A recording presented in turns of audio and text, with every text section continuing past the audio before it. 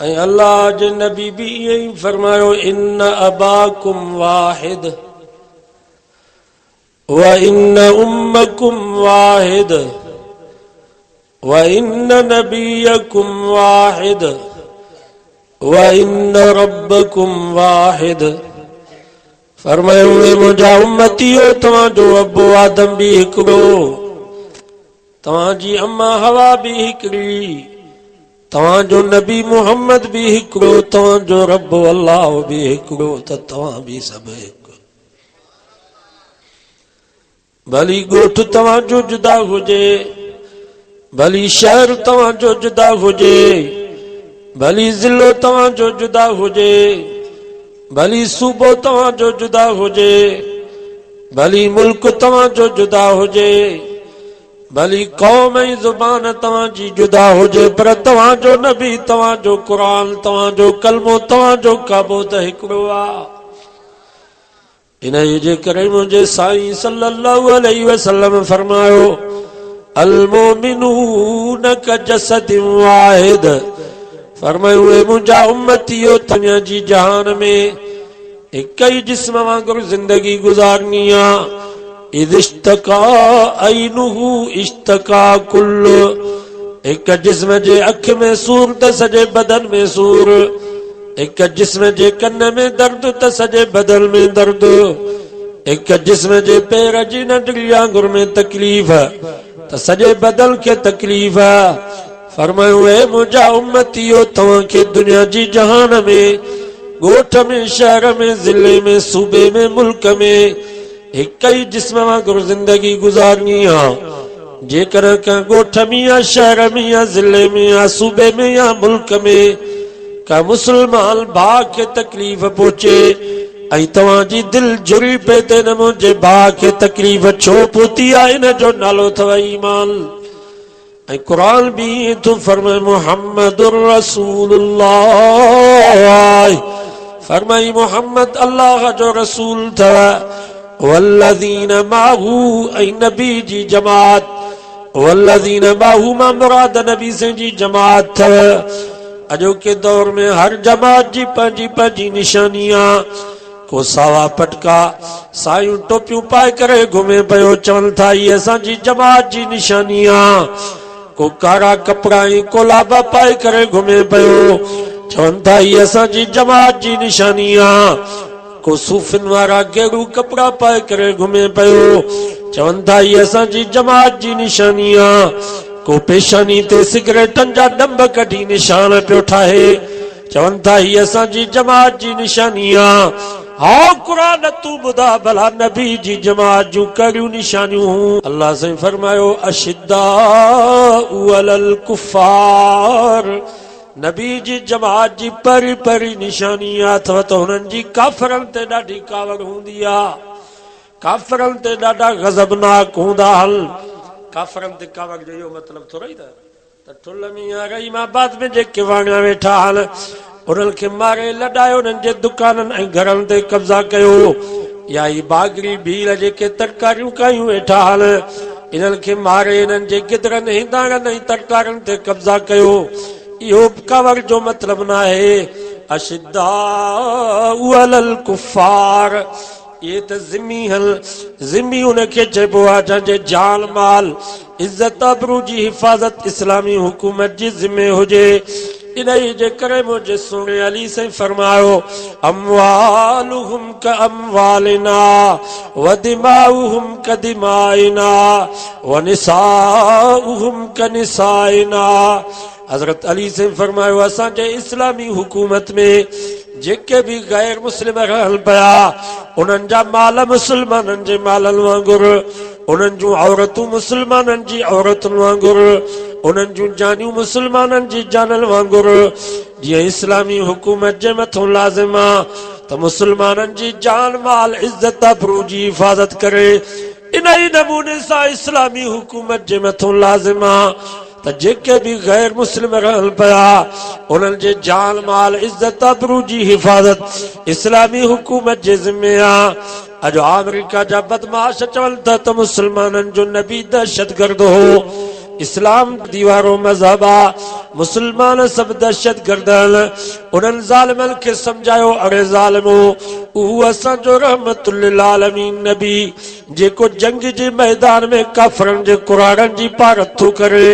काफ़रनि जे औरतुनि जी पारत थो करे काफ़रनि जे ॿारनि ऐं बीमारनि जी पारत थो करे नबी साईं आख़िरी लश्कर जिहाद जी लाइ मोकिलियल पिया उनजो सिपह सालार हज़रत उसामा बिन ज़ैद हुयो घोड़े ते सवार हुयो घोड़े जो लगाम मोहम्मद मुस्तफ़ा सल्लल्लाहु अलैहि वसल्लम जे हथ में हुयो नबी से जॾहिं मदीने खां उनखे रवानो पिया कनि त रस्ते में उनखे वसीयत पिया कनि नसीहत पिया फरमाइनि पुट उसामा जॾहिं दुश्मन जे साम्हूं तव्हां पहुचो त पहिरें नंबर ते उन्हनि खे दीन जी दावत ॾिजो अस्लिम तस्लिम जेकॾहिं उहे मुस्लमान थियनि था त तव्हांजा भाउ रहनि उन्हनि जे जान ताबरू जी हिफ़ाज़त तव्हांजे ज़िम्मे आहे पर जेकॾहिं मुस्लमान नथा थियनि ॿी सूरत में उन्हनि खे जिज़े जी दावत ॾियो यानी टैक्स जो इस्लामी हुकूमत कबूल कयो इन्नल अर्ज़ लिल्लाह धरती भी अल्लाह जी आहे इन धरती ते कानून भी अल्लाह जो हलंदो अला लहुल ख़ल्क़ वल अम्र मखलूक भी अल्लाह जी त इन मखलूक ते कानून भी अल्लाह जो हलंदो जेकर अल्लाह जी हुकूमत अल्लाह जी कानून खे तस्लीम कनि था जिज़्यो ऐं टैक्स ॾियनि था त पोइ बि उन्हनि जे जान माल इज़त आबरू जी हिफ़ाज़त तव्हांजे ज़िम्मे आहे पर जेकर मुसलमान भी नथा थियनि इस्लामी हुकूमत भी कबूल नथा कनि नबी से टी सूरत में जंग कजो पर ख़बरदार तव्हांजी तलवार कंहिं कफ़र जे कुराड़े ते न वहे सचो सुभान अल्लाह तव्हांजे तलवार जे ज़िद में का काफ़रनि जी औरत न अचे तव्हांजे तलवार जे निशाने में को काफ़रनि जो मासूम ॿार न अचे तव्हांजी तलवार कंहिं काफ़र जे बीमार ते न वहे मुसलमानों कुछ सोचो त सही अॼु अमेरिका उन जा हवारी उन्हनि जे गोलनि ऐं मिसाइलनि खां मुसलमाननि जा कुराड़ा भी महफ़ूज़ न मुसलमाननि जूं औरतूं भी महफ़ूज़ न मुसलमाननि जा ॿार ऐं बीमार भी महफ़ूज़ न मुसलमाननि जूं इबादत गाहूं भी महफ़ूज़ न त इन्हनि ज़ालिमनि खे कोई हक़ नाहे जो पाण खे अमुल पिसंद सम्झनि अमुल पिसंद हुयो त मोहम्मद मुस्तफ़ा हुन जा उम्मती अमुल पिसंद अशिद्दाउ अलल कुफ़ार नबी जी जमात जी पहिरीं निशानी इहा अथव त उन्हनि जी काफ़रनि ते ॾाढी कावड़ हूंदी आहे माना काफ़रनि जो को तरीक़ो जमात खे पिसंद न हूंदो आहे अॼु जीअं काफ़र पियो करे ईअं मुसलमान पियो करे काफ़रनि मथो उघाड़ो कयो असां मुसलमाननि भी मथो उघाड़ो कयो काफ़रनि ॾाढ़ी ऐं छपर ॿई कूड़ाया असां मुसलमाननि भी ॾाढ़ी ऐं छपर ॿई कूड़ाया काफ़र सूट पैंट पियो पाए मुसलमान भी सूट पैंट पियो पाए अल्लाह जे नबी फरमायो सलवार भेडनि खां मथे कयो नबी से फरमायो जेको पंहिंजी सलवार खे पंहिंजी गोॾ खे भेडनि खां हेठि थो करे क़यामत जे ॾींहुं रब रहम जी निगाह सां न निहारींदुसि असां नबी साईं जो चयो कोन वरितोसीं जो सलवार खे या गोॾ खे भेडनि खां मथे कयूं आहे उन्हनि काफ़रनि अंग्रेज़नि कच्छा पाता जो गोडा भी ॾिसण में पिया अचनि असांजे मुसलमाननि मर्दनि औरतुनि कच्छा पाता अंग्रेज़नि जो चयो वरितऊं गोडा ज़ाहिर कयूं पर नबी जो चयो न वरितऊं सही तो जवाब ग़लत काफ़र भी पियो खाए मुसलमान भी पियो खाए काफ़र भी पेशाब करे मुसलमान भी पेशाब करे काफ़रनि जी न्याणी बिना पर्दे जे स्कूल वञे असां मुसलमाननि जी न्याणी बिना पर्दे जे स्कूल वञे अॼु जीअं काफ़रनि जी शादी पई थिए ईअं मुसलमाननि जी शादी पई थिए को फ़र्क़ु आहे मां तव्हां खां पुछां थो दोहलो असांजो दुल काफ़रनि जो आहे जेकॾहिं असां मुसलमाननि जो दुल हुजे हा काफ़र मरी वञनि न कॾहिं बि पंहिंजी शादी में दोलो न आणनि हा पर काफ़र चवनि था त असांजो दुल आहे मुसलमाननि जो क़ुर आहे बाबा तव्हांजे पाड़े में को बागड़ी बि कोलीअ वाणियो वेठो हुजे उनजे पुट जी शादी थिए तव्हां चओसि त तुंहिंजे पुट जी शादी आहे असांजी ख़ुशी आहे भला असां मौली जोगी साहब खे था घुरायूं वाइस था करायूं दीन जी ॻाल्हि थींदी किरायो बि असां ॾींदासीं कराईंदो वाइस उन हिंदू बागड़ी भील कोली वाणे खे दी गैरत है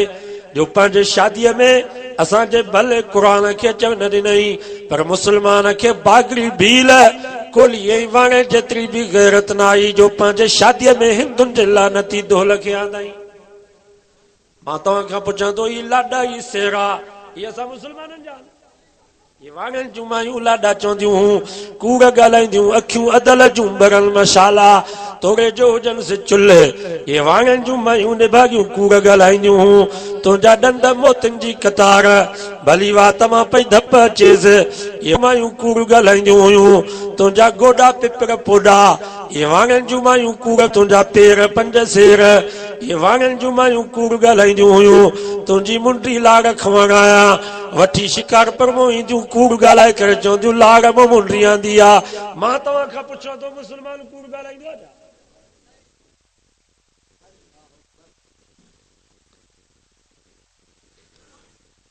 वाणा विया अञा मुल्क छॾे विया पर उन्हनि जो रस्म रवाज अञा ताईं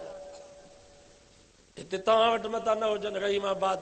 उलमा जो मर्कज़ आहे महीने में ॿ ॿ टे टे जलसा पिया थिया हिते भी यार समझ ना